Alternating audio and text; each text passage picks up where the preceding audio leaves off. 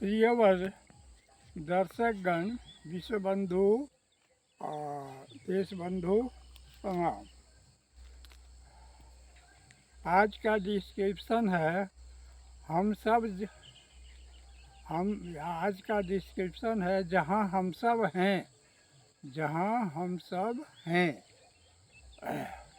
इसके संबंध में मैं बता रहा हूँ कि हम लोग वर्तमान समय में हैं। वर्तमान समय में जहाँ हम लोग हैं वो उस स्थिति में हमको क्या सोचना, समझना, करना चाहिए, उसके बारे में आज बता रहा हूँ। देखिए बंधुगण, अभी जो है वर्तमान समय में हमारे यहाँ जो है पंडित जी लोग जो है आते हैं, अपना जो है पूजा पाठ करके चले जाते हैं। प्रवचन वो नहीं देते। वेद के बारे, गीता के बारे, रामायण के बारे, महाभारत के बारे, शास्त्र के बारे में ये सब नहीं देते, जिससे उसका कुछ कमी जो है माँ बहन बेटी में भी है, उसका नहीं अनुपालन कर पा रही है, और न बाप भाई बेटा लोग अनुपालन कर रहे हैं। तो शास्त्र वेद के, तो मेरा कहने का मतलब है कि वर्तमान समय में जो शास्त्र वेद गीता ज्ञान के आधार पर अपना आचरण व्यवहार, अपना समस्त कर्म गृहस्थ आश्रम में पूरा कर रहा है, शास्त्र के अनुकूल चल रहा है, वो सुखी है। वहाँ ईश्वर का आशीर्वाद भी है और वहाँ सब तरह से परिपूर्ण है, वो खुशहाल है। और जो शास्त्र के विरुद्ध में है और गीता के ज्ञान या वेद का जो है धर्म अर्थ काम मोक्ष ज्ञान के विरुद्ध है, काम कर रहा है और उसके अनुशासन में नहीं है, तो ऐसे यहाँ जो है अमंगल होता है, अशुभ होता है और यह कल्याण की स्थिति में सब रहता है, कल्याण वहाँ नहीं है। तो यही चीज़ मैं आपको बतला रहा हूँ। देखिए अभी वर्तमान समय में श्रोता के रूप में प्रेमानंद जी सन्यासी का, साधु का, विद्वान आदमी का प्रवचन सुनता हूँ। तो सुनने से क्या है कि वो शास्त्र की बात को याद दिलाते हैं, जो मैं भी कभी भूल चुका था। वो फिर से बचपन में था, माँ वो बहन सब सुनाती थी, जानती थी, वो लोग सुनती थी, तो वो भी भूल चुका था। और उसके चलते मुझसे भी गलती हुआ और उनके शास्त्र के अनुकूल बात प्रवचन सुन के मैं अपना बहुत सी गलती को सुधार लिया, घर का, परिवार का। जैसे उदाहरण के लिए देता हूँ कि देखिए समय बलवान होता है, ये प्रभु भगवान को भी मालूम कि समय बलवान होता है, और इस चीज़ को पूरा सृष्टि को भी मालूम होना चाहिए कि हम या तुम ताम कोई बलवान नहीं है जितना बड़ा बलवान समय है। समय की कीमत बहुत बड़ी है, अनमोल है, और समय ही बलवान है। तो उस समय के विपरीत में बहुत लोग चला जाता है, क्योंकि शास्त्र गीता रामायण ये सब सुनता नहीं है।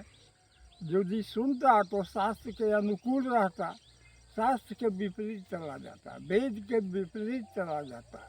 वो हुआ समय के प्रतिकूल, काल के प्रतिकूल चला जाना। काल के प्रतिकूल होने से क्या होगा कि आपको भांति भांति यातना, कष्ट, दुख, पीड़ा, घटना, दुर्घटना, वह तरह तरह का जो है नुकसान, क्षति, अपमान, बहुत तरह की बातें घटना घटती है। तो वही शास्त्र के अनुकूल अगर आप आचरण कर लेते हैं तो उन सब बाधा विघ्न से, संसारी कर्म करने में जो बाधा विघ्न है सब नष्ट हो जाएगा, गृहस्थ जीवन सुखी जीवन बन जाएगा। गृहस्थ परिवार की बात मैं कह रहा हूँ। तो गृहस्थ परिवार में यही है कि आप वेद शास्त्र को ध्यान में रखें। यदि वेद शास्त्र को ध्यान में रखते हैं तो धर्म कमाते हैं। धर्म में क्या है, ईश्वर पाते हैं। धर्म कमाने से ईश्वर मिलता है, जो मेन मंजिल हम लोगों का ईश्वर पाना वही है। दूसरा है अर्थ कमाते हैं। अर्थ में है कि सांसारिक पदार्थ जितना है उसकी ज़रूरत है हमको जीवन जीने के लिए, ज़रूरत भर सब कुछ कम पा जाते हैं। सरकारी पर धन है, वंश है, मान सम्मान है, आपको क्या कहते हैं आयु है, ये सब जो है ये और सुरक्षा है, ये सब कुछ हम जो अर्थ संपत्ति के अंदर आता है। तो बढ़िया अर्थ कमा लिए, धर्म अर्थ काम कमाई, साहस, पुरुषार्थ। पुरुषार्थ काम का पुरुषार्थ ये अर्थ रखिए कि वीरता प्राप्त किए, वीर साहस हिम्मत सफलता, कार्य सफलता प्राप्त करना, कोई भी काम थाने पूर्ण रूप से सफल हो गया। तो ये जो है काम हुआ धर्म अर्थ काम पुरुषार्थ। चौथा है मोक्ष। मोक्ष का मतलब रखिए सदगति। सदगति मिलते रहा, जो भी काम काज हम कर रहे हैं दिन भर 24 घंटा उसका सदगति हो रहा है, सदगति प्राप्त कर रहे हैं। इससे बढ़ के खुशी और आनंद क्या चाहिए, इससे बढ़ के भगवान की कृपा और क्या चाहिए। तो इसी के विपरीत में जो रहता है, शास्त्र के विपरीत, काल के विपरीत है, समय के विपरीत, उसको बहुत दुख होता है, बहुत तकलीफ उठाना पड़ता है। तो वही चीज़ मैं बता रहा हूँ, जैसे कि आप धर्म के जगह ईश्वर के जगह नश्वर कमाए, पाप की ओर चले गए तो नश्वर कमाए, अर्थ के जगह अनर्थ कमाए, अनर्थ होने लगा, घर बाहर सब आपका कोई काम कामयाब नहीं, अनर्थ हो गया। तीसरा काम के जगह निष्काम कमाए, मतलब अकर्मण्यता, कर्म फल कुछ नहीं मिला। चौथा जो है मोक्ष के जगह पर मृत्यु कमाए। यही है, उल्टा होने से यही सब है, दुर्गति है, और सीधा सही होने से सदगति है। यही चीज़ मैं आपको आज समझाना चाहता था। ये ठीक है, ये बोल दिए। अब प्रेमानंद जी जो हैं वो हमको क्या सुधारे। जैसे प्रेमानंद जी है, कहते हैं कि झाड़ू, झाड़ू भी वो आप जो है फटा पुराना झाड़ू जहाँ तहाँ लोग फेंक देता है, ये लक्ष्मी जी का अपमान है। जहाँ तहाँ नहीं, कोई निश्चित जगह पर कोई गड्ढा बना के कोई एक किनारे में कहीं उसको रख दीजिए, ऐसे जगह जो कि कोई उसको छू नहीं सके, उठा नहीं सके। दूसरा उनका वो हमको बताए कि घड़ी को जो है उत्तर दीवार में लटकाना चाहिए। वाल वाच जिसको कहते हैं दीवार घड़ी, दीवार घड़ी को या कोई घड़ी भी आप रखे हैं घर में तो उत्तर दीवार में रखना चाहिए। यदि दक्षिण दीवार है तो आप काल के विपरीत हो गए, और काल के विपरीत शास्त्र के विपरीत आपको दुख झेलना पड़ेगा।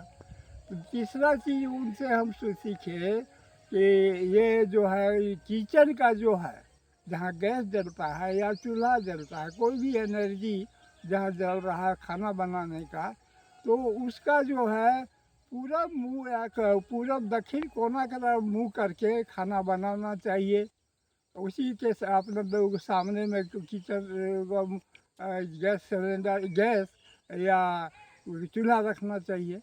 तो इसे भी अगर इसके विपरीत अगर आप पश्चिम दक्षिण में रखते हैं या उत्तर में रखते हैं तो उससे बहुत बड़ा दुर्गति होगा। तीसरा चौथा चीज़ है वो सीखे कि चप्पल जूता जहाँ तहाँ नहीं फेंकना चाहिए। वो पुराना चप्पल लोग सोच करके जहाँ तहाँ फेंक देते हैं, वो सब नहीं करना चाहिए। उस चप्पल को जूता को भी किसी खाई में गड्ढा बना के छोड़ा, किनारे में बाहर में कहीं रख देना चाहिए, सुरक्षित जैसे तैसे रखा, उसको न किसी को देना चाहिए और न जहाँ तहाँ फेंकना चाहिए, क्योंकि उसमें भी बहुत बड़ा रहस्य छिपा हुआ है। चप्पल जूता हम लोग पहनते हैं लेकिन समझते नहीं इसके पीछे क्या रहस्य है, बहुत बड़ा रहस्य है। तो ये प्रेमानंद जी सब बतलाए हैं समझा, तो हमको बहुत अच्छा लगा ये सब चीज़। मैं आपको फिर अपने तरफ से भी यही संदेश दिया कि आप भी इसको स्वीकार करें और अपना गृहस्थ जीवन को सुखी जीवन बना। अगर आप बिगड़े हुए हैं, उल्टा स्थिति में हैं, तो सीधा स्थिति में आइए और सुधार के अपना जो है गृहस्थ जीवन को सुखमय बनाइए। यही मेरा आपसे शुभकामना है। ठीक है, आज इतना ही हूँ, और फिर आगे मैं फिर आपको और कुछ ला के दूँगा जो आपके फायदे के लिए, उचित के लिए। ठीक है, धन्यवाद।